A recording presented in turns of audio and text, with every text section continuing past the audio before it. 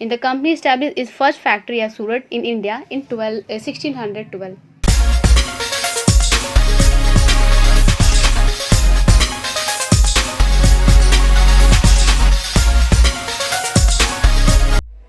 Hello everyone. Today in this video we will discuss about an important topic of history of modern period, that is English East India Company. तो English East India company को जानने से पहले हमें थोड़ा background जानना होगा। As we know, early time से ही भारत का यूरोपियन कंट्री के साथ व्यापारिक संबंध रहा था। India trade relation with Europe go back to very early time. In year 1498 पुर्तगाल का एक सैलर जिसका नाम था वास्को डी गामा, उसने यूरोप से भारत आने के लिए सी रूट की खोज कर दी। And the discovery of new sea route to India led many European countries to form trading company to trade with India and other parts of Asia. तो इस नई सी रूट की खोज हो जाने के बाद इंडिया और अदर एशियन कंट्री के साथ व्यापार करने के लिए, ट्रेड करने के लिए कई यूरोपीय देशों ने अपनी ट्रेडिंग कंपनी बनाई, जिसमें से एक ब्रिटेन की कंपनी थी जो कि इंग्लिश ईस्ट इंडिया कंपनी थी। English East India Company was a trading company which was started by a group of merchants in Britain in 1600 CE. यानी 1600 ईस्वी में ब्रिटेन के कुछ मर्चेंटों ने मिलकर इंग्लिश ईस्ट इंडिया कंपनी की फाउंडेशन की। उस समय ब्रिटेन की महारानी क्वीन एलिजाबेथ थी। तो इस कंपनी को भारत के साथ व्यापार करने के लिए उन्हें क्वीन एलिजाबेथ से परमिशन की ज़रूरत थी। तो फाइनली इस कंपनी ने क्वीन एलिजाबेथ से परमिशन ले ली। साथ ही साथ क्वीन एलिजाबेथ ने इस कंपनी को परमिशन के साथ साथ मोनोपोली दे दी। मोनोपोली का मतलब होता है विशेष अधिकार, means only English East India Company was given exclusive right to trade with India and other Asian country. No other trading company of Britain has been allowed to trade with this country. यानी कि English East India company के अलावा Britain की कोई other trading company Bharat या eastern देशों के साथ व्यापार नहीं कर सकती थी। सिर्फ और सिर्फ इंग्लिश ईस्ट इंडिया कंपनी को ये अधिकार था कि भारत और ईस्टर्न कंट्री के साथ वो ट्रेड कर सकें। ये मोनोपोली उन्हें 14 साल के लिए दी गई थी। द EEIC यानी कि English East India company which came as trading company eventually become the supreme political power in India. तो हम ये देखेंगे कि कैसे यह एक ट्रेडिंग कंपनी भारत में ट्रेड करने के लिए आती है और इवेंचुअली यह भारत की पॉलिटिकल पावर बन जाती है। Captain William Hawkins led the first voyage of EEIC traders to India and landed on Surat port, the major Mughal port at that time, on 24 अगस्त 1608. ये कंपनी 1600 CE में बनाई गई थी, लेकिन उसे भारत आने में 8 साल लग जाता है। यानी फाइनली 24 अगस्त 1608 को इस कंपनी का first voyage William Hawkins India के सूरत पोर्ट पे लैंड करता है।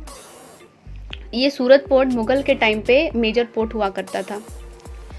And he succeeded in obtaining trade concession from Mughal empire Jahangir and the trading port was established in 1609।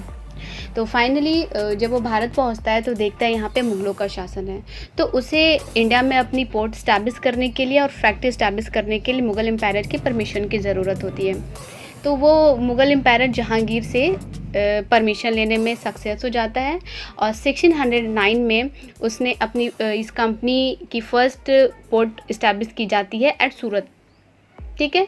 In the company establish is first factory eight Surat in India in 1612 और 1612 ईस्वी में सूरत में first factory establish की जाती है।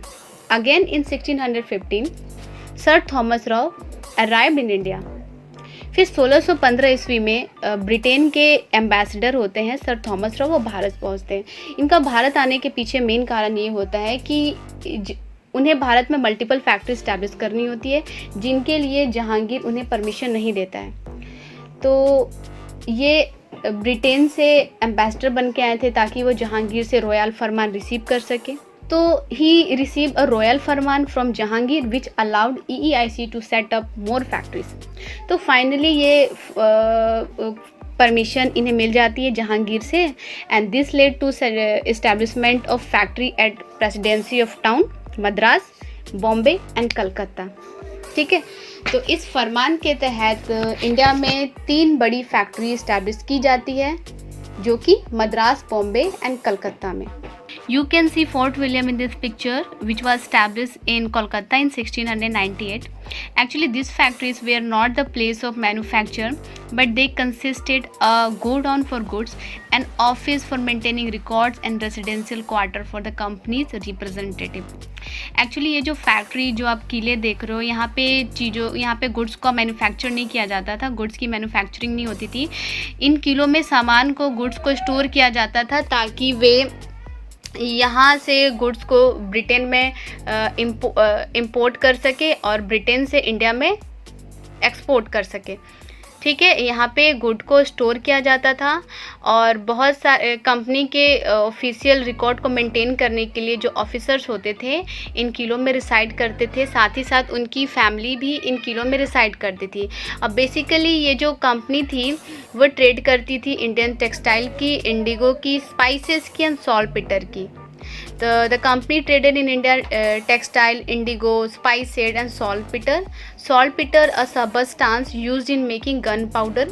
एक तरह का सबस्टांस होता है सॉल्टपेटर जो कि गन पाउडर बनाने में इसका यूज़ किया जाता है। And the settlement at Madras and Kolkata were fortified. जो 2 सेटलमेंट था मद्रास एंड कोलकाता में ब्रिटिशर का, उन्हें फोर्टिफाइड कर लिया गया, मतलब इनकी किलेबंदी कर ली गई। मीन्स इन किलों के प्रोटेक्शन के लिए आर्मीज़ को रखा जाने लगा। फोर्ट सेंट जॉर्ज को 1639 में एंड फोर्ट विलियम को 1698 में फोर्टिफाई किया गया था।